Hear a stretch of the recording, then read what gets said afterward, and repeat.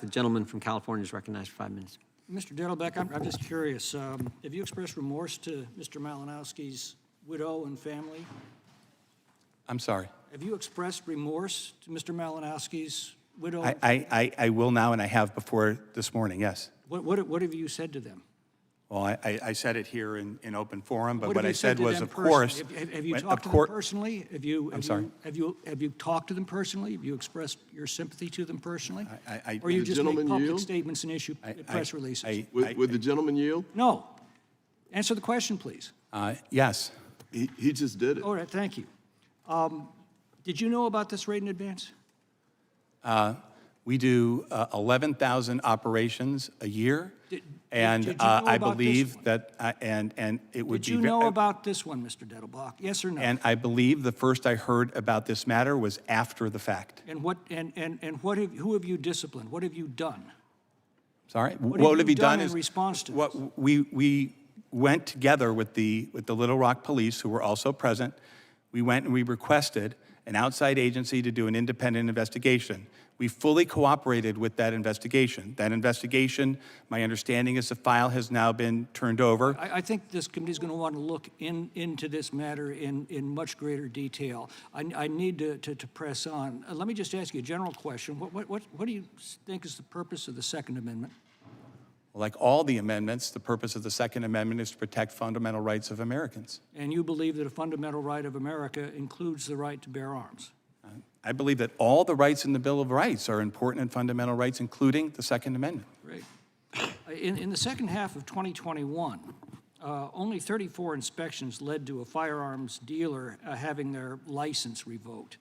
However, the number of qualifying violations dramatically increased to 252 in 2022 and jumped again to 407 in 2023. Now, either there's been an exponential increase in crooked firearms dealers since Biden took over, or there's been an exponential increase in zealotry by your agency. I assume you would say it's the latter. The laws that Congress has passed and have been in effect say that willful violators of the Gun Control Act are subject to, they may have their licenses We've revoked. seen an exponential increase. I mean, just off the charts since you took office. And that seems to coincide with a dramatic reduction in people willing to legally expose themselves to pre-dawn raids on their homes. The number of voluntary business closures post-inspection has risen sharply from 24 in 2021 to 69 in 2022 to 80 in 2023. Now, this tells me that this is a deliberate policy to drive firearms dealers out of the business, not only with the reign of legal terror, but in the case of Mr. Malinowski, the actual reign of physical terror as well. Now, I know you're not going to agree with that, but can you at least see how that appears to others? Respectfully, I disagree.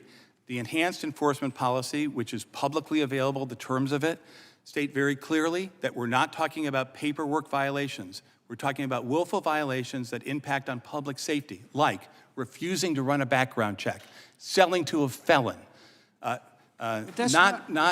respond. What we're seeing is an exponential increase in actions against dealers, followed by an exponential increase in dealers just saying, this isn't worth the legal exposure, I'm out of here.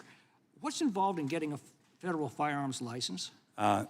There is a process to get a license, right? You fill out an application, you pay a $200 fee, and there's a compliance inspection, or not a compliance inspection, an application inspection that goes on. But just like the inspections and the process, for a revocation, for a compliance matter, there is ample due process. There are hearings that go on, and in our own hearings. But it's a fairly lengthy process. Now, your agency's rule says, quote, that even a single transaction or offer to engage in a transaction, when combined with other evidence, may be sufficient to require a license as an FFL. What does that mean? That is one sentence out of a 16-page rule. Well, what does that The sentence? rule says, this is a matter before the courts. Our positions on all of these things are in pages and pages of briefs that it would take far too long, and I know you have time limits, but I refer you to those briefs. It's not a secret, but what I would say to you is, it says in black and white, things that might lead to a determination under the totality of circumstances that somebody is engaged in the business, and things that don't. So if somebody admires my gun collection and I say, you want to buy it, would that require an FFL? There is a specific provision that Congress has passed that says that people who are bona fide collectors can liquidate their collections without becoming a licensee. But that's not what this rule But says. of course, you would have, and I think that's what you described, but you'd have to look at, obviously, the whole, That's not what your new rule says. respectfully, I disagree. It says in black and white that Gentlemen. that is allowed. Gentleman yields back.